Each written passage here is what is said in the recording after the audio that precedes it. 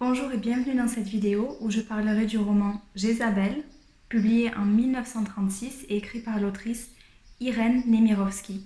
Alors je connaissais ni l'autrice ni le roman, je les ai découverts grâce au club de lecture de Napolita et sans plus attendre je vais parler un peu plus du livre. Mais tout d'abord, quelques mots concernant l'autrice. Elle est née en 1903 en Russie et elle a grandi en Russie, mais à cause de la Révolution, sa famille et elle ont dû s'exiler.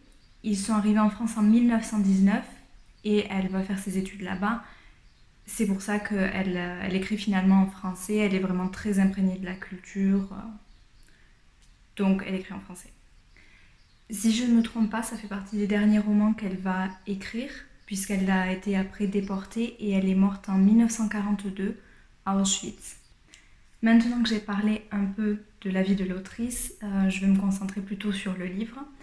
C'est un roman de fiction, un court roman, qui parle de la vie de Gladys Eisenach, qui est une très belle jeune femme, et le roman s'ouvre sur son procès. On la juge pour avoir tué un jeune homme que l'on pense être son amant. J'en ai pas plus sur l'histoire, le procès, etc. Mais simplement, donc le roman s'ouvre sur ça, mais après on va en apprendre un peu plus sur sa vie. Donc c'est cette partie-là qui est évidemment assez intéressante. J'ai un avis mitigé concernant le livre. Il y a des choses que j'ai beaucoup aimées, d'autres qui m'ont manqué, on va dire.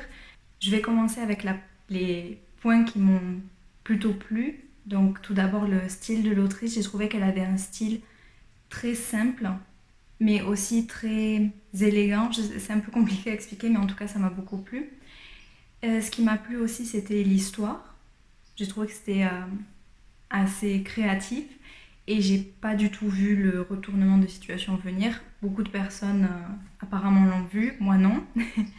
Donc c'était pas mal. Le troisième point aussi que j'ai trouvé assez plaisant, c'est qu'en tant que lecteur, j'avais pas l'impression d'être seulement un lecteur, mais j'avais presque l'impression de faire partie un peu de l'histoire, parce que j'en savais forcément plus que d'autres personnages, et j'avais vraiment l'impression de partager des secrets avec Gladys, donc la protagoniste.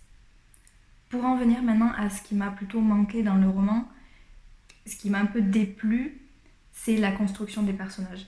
J'ai trouvé que les personnages n'étaient pas assez construits, en fait. J'aime bien que les romans aient des personnages qui donnent l'impression d'être de vraies personnes, où il y a une vraie profondeur.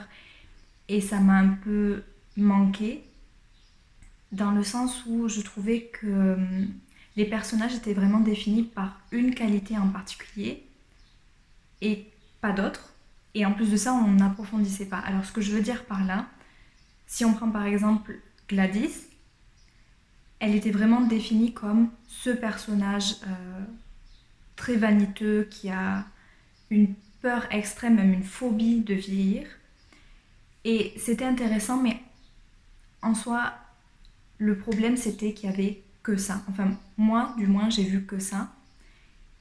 Et pour cette raison, j'avais du mal à m'intéresser à l'histoire, j'avais du mal à m'intéresser au personnage, parce que je me disais, pourquoi m'intéresser à un personnage qui est vaniteux pour en plus aucune raison. Enfin, pour moi, ça n'avait pas forcément d'intérêt là, ce personnage.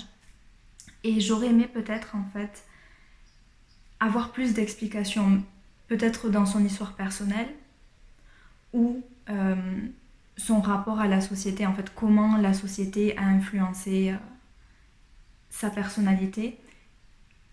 Et malheureusement, j'ai pas vraiment eu ça. J'ai eu cette impression un peu au début, dans le procès,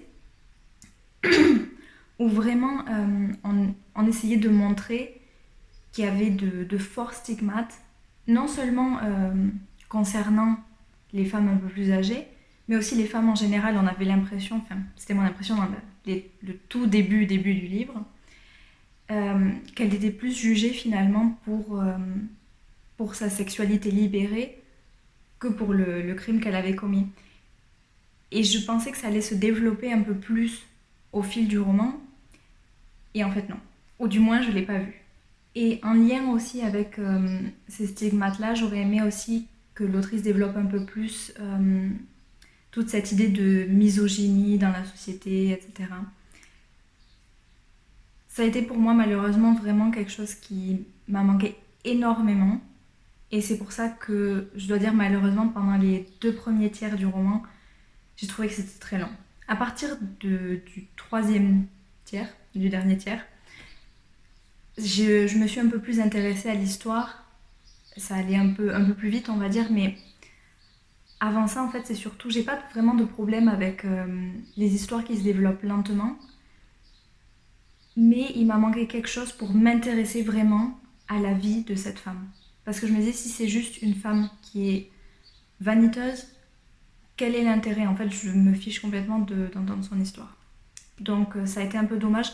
Peut-être que le livre aurait été un peu plus intéressant en nouvelle, ou alors en roman, mais plus long, qui va vraiment plus en profondeur dans ces questions-là. Donc c'est tout de même une lecture que j'ai appréciée, mais sans plus, on va dire. Voilà, je sais pas ce que d'autres personnes en ont pensé. J'ai vu des avis très très positifs concernant le livre. Donc c'est pas un mauvais livre, je peux pas le déconseiller, mais pour mon goût personnel, il m'a manqué vraiment une grosse partie de ce qui me plaît normalement dans tout ce qui est littérature de fiction. C'est tout pour moi aujourd'hui. Merci d'avoir regardé cette vidéo et à une prochaine fois.